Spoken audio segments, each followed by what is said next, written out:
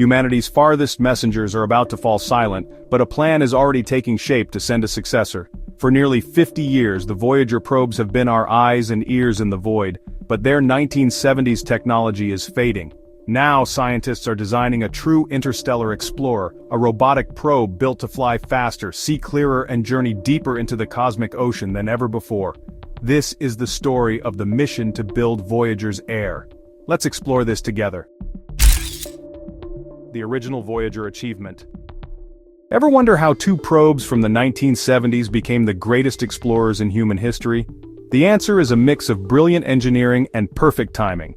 Managed by the Jet Propulsion Laboratory, Voyager 1 and Voyager 2 launched in 1977, taking advantage of a rare planetary alignment that happens only once every 175 years.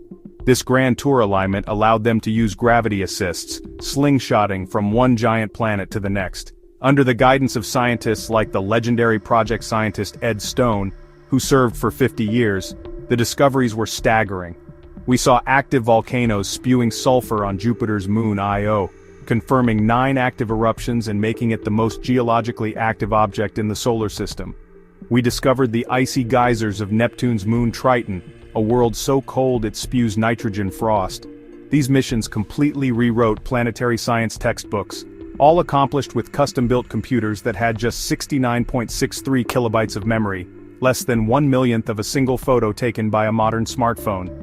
They transformed our view of the outer planets from fuzzy telescope images into a detailed family portrait, revealing worlds more dynamic and complex than anyone had ever imagined. It was a mission of firsts, providing the data that forms the foundation of modern planetary science. A journey into interstellar space. But their planetary tour was just the first act.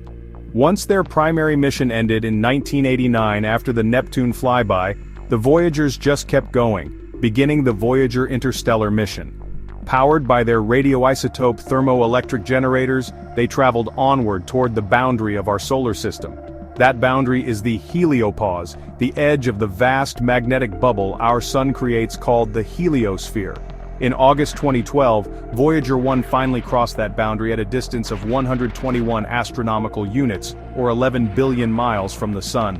The moment was confirmed by Don Gurnett and his team at the University of Iowa when the Plasma Wave System instrument detected the vibration of dense interstellar plasma, a 40-fold increase in density that sounded like a sudden tone in the data. It was the sound of leaving home. Voyager 2, which took a different route past Uranus and Neptune, followed in November 2018, crossing at a different point in our solar bubble and giving us a second, crucial data point. Right now, Voyager 1 is over 15 billion miles away, hurtling along at 38,000 miles per hour. This was a monumental achievement, marking the first time a human-made object had physically entered the space between the stars, our first tangible step into the larger galaxy. Current limitations of the Voyagers. Here's the fundamental problem. The Voyagers are technological marvels, but they are also relics. They were designed for the powerful environments of planets, not the subtle nuances of interstellar space. Their magnetometers, for example, were built to measure the powerful magnetic fields of gas giants, not the faint, tenuous fields between the stars. Their cosmic ray subsystem can detect energetic particles, but it lacks the sophistication to distinguish between different heavy elements with the precision a modern instrument could, which is critical for understanding the origin of these rays. Furthermore, their power source, which uses heat from decaying plutonium-238, is fading. The initial 470 watts of power has dwindled, losing about 4 watts of electrical power each year. To conserve what little energy remains, engineers on the ground are in a constant race against time, making difficult choices about which instruments to sacrifice next. Their data trickles home to the Deep Space Network at a mere 160 bits per second, meaning it would take over a week to send a single low-resolution photo.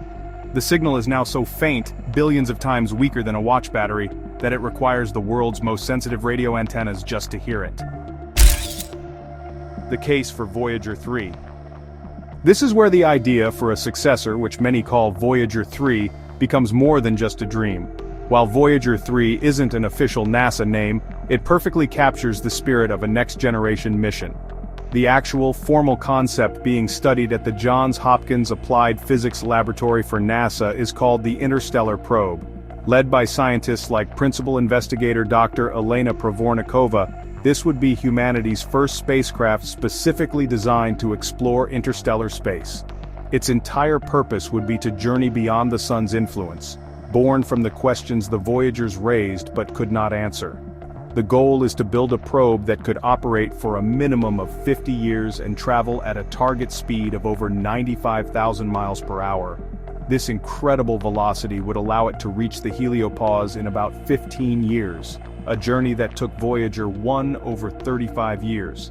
The mission's target isn't just the edge of the heliosphere, but a destination of 1,000 astronomical units into the truly undisturbed local interstellar medium. This distance is crucial because it's far enough away to be free from the sun's lingering influence, allowing us to sample the pristine material of our galaxy for the first time. Advanced technology capabilities. So, what kind of upgrade would a modern interstellar probe get? Let me explain. Compared to the Voyager's 1970s technology, a new probe would be a revolutionary leap. Instead of limited sensors, it would carry a suite of advanced instruments, a plasma spectrometer, energetic particle detectors, magnetometers, and a dust counter, all with at least 100 times the resolution of the Voyager's equipment. Power would come from a next-generation RTG, designed for longevity and providing enough power to run a full suite of instruments for a century. But the real game-changer would be its brain AI-powered autonomous systems.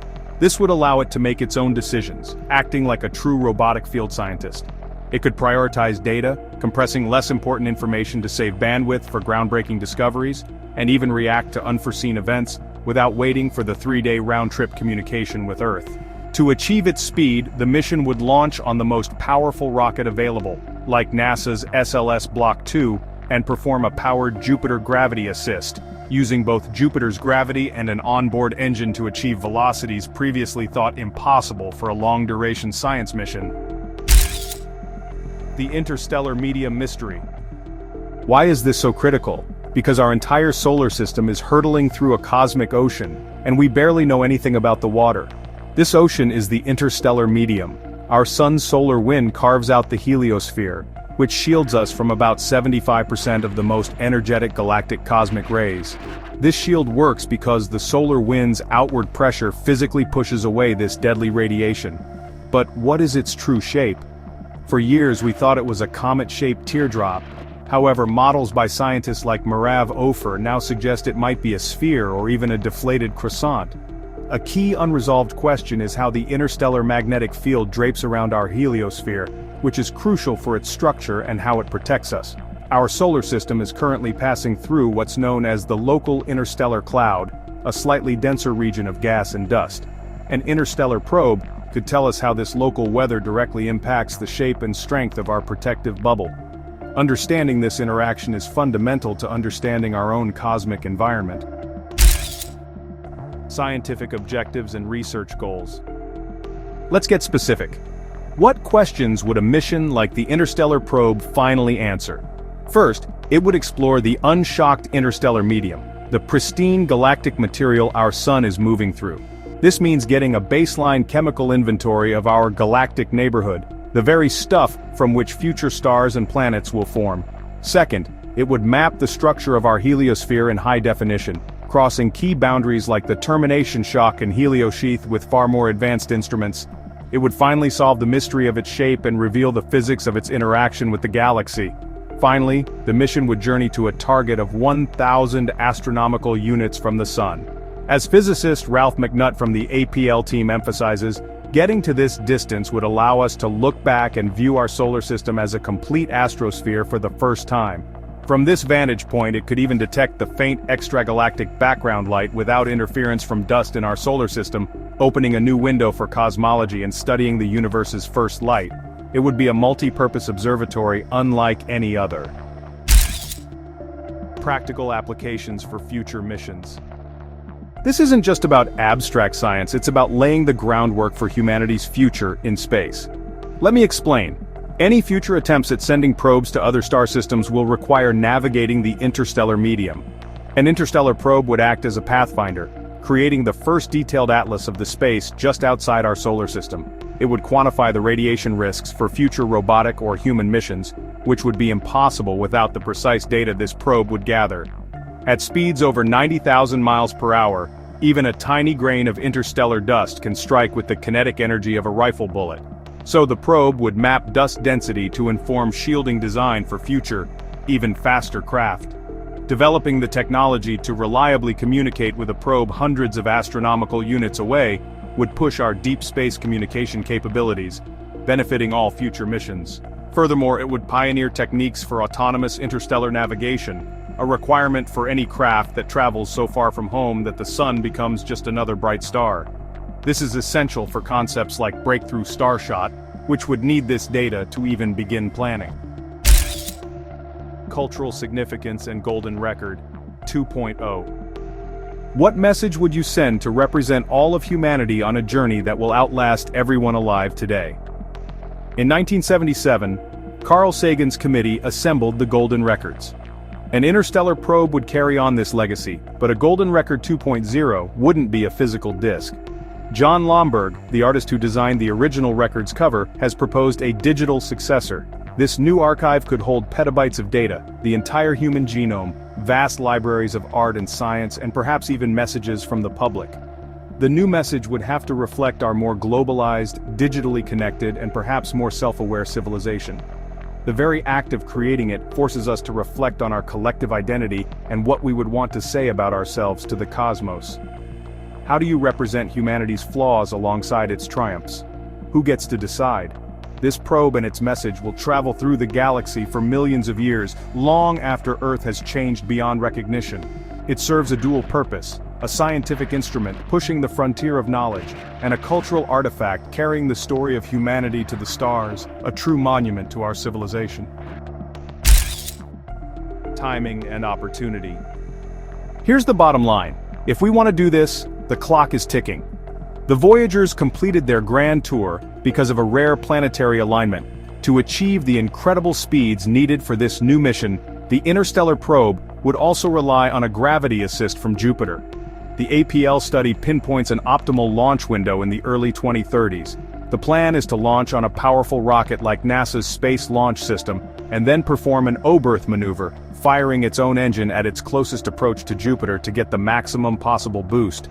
Missing this window could mean delaying the mission for another decade or more, waiting for the planets to once again align for such an efficient trajectory. A mission launching in the 2030s needs to be approved and funded years in advance, meaning crucial decisions must be made in the coming years. This is a generational opportunity, a symbolic passing of the torch to ensure humanity's boldest journey of exploration continues. It requires foresight and a commitment to science that looks beyond immediate returns, a gift to the future. An interstellar probe wouldn't just be repeating the past, it would be a quantum leap forward. It would push deeper, answer fundamental questions about our place in the cosmos, and test the technologies needed for future missions to the stars. The first Voyagers were our first messengers to the galaxy, carrying a hopeful greeting from a small distant world. This new probe could be our new voice, our new eyes, and our first true step beyond the sun's embrace. Are we ready to take that step? Don't forget to like, subscribe, and hit the bell icon. Thank you for watching Sci and Why.